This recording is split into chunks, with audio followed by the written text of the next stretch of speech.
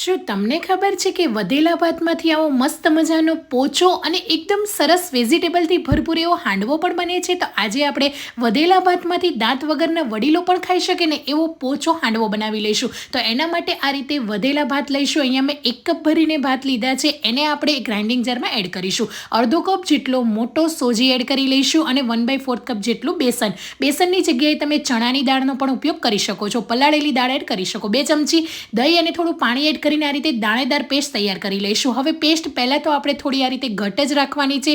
તો એક બાઉલની અંદર બધી જ બનાવેલી પેસ્ટ કાઢી લઈશું. થોડું એવું પાણી એડ કરીને સરસ રીતે બેટરને કરી લઈશું. ઢાંકીને 10 મિનિટ રેસ્ટ આપીશું. બેટર સેટ થઈ ગયા પછી મીઠું, અડધી ચમચી જેટલું હળદર અને ગ્રેટ કરેલું ગાજર એડ કરીશું. ઝીણો ઝીણો ચોપ કરેલો પાલક એડ કરીશું અને 3 ચમચી જેટલું લસણ મરચાંની પેસ્ટ અને 1 કપ ભરીને છીણેલી દૂધી, લીલા ધાણા એડ કરીને મિક્સ કરી લઈશું. મનગમતા તમે આની અંદર વેજીટેબલ એડ કરી શકો છો. બધી જ વસ્તુને મિક્સ કરી લઈશું. આની અંદર ઈનો કે સોડા કંઈ એડ કરવાની જરૂર નથી, તો પણ હાંડવો પોચો થશે. 1 ચમચી તેલની અંદર તલ, સૂકા મરચાંના ટુકડા, મીઠા લીમડાના પાન અને રાઈ એડ કરી લઈશું અને 2 ડોયા જેટલું આપણે બેટર એડ કરીને ઉપરથી ફરીથી તલ સ્પ્રિંકલ કરીને ઢાંકીને એને 5 મિનિટ સ્લો ગેસની ફ્લેમ પર કૂક થવા દઈશું. પલટાવી લઈશું તો મસ્ત મજાનો ક્રિસ્પી અને અંદરથી પોચો હાંડવો તૈયાર છે. ઓડી પેપર પર કાઢીશું અને ઠંડો થયા પછી કટ કરીને કાચી કેરીની ચટણી સાથે સર્વ કરીશું. ચટણીની રેસીપી જોઈતી હોય તો કમેન્ટ કરો.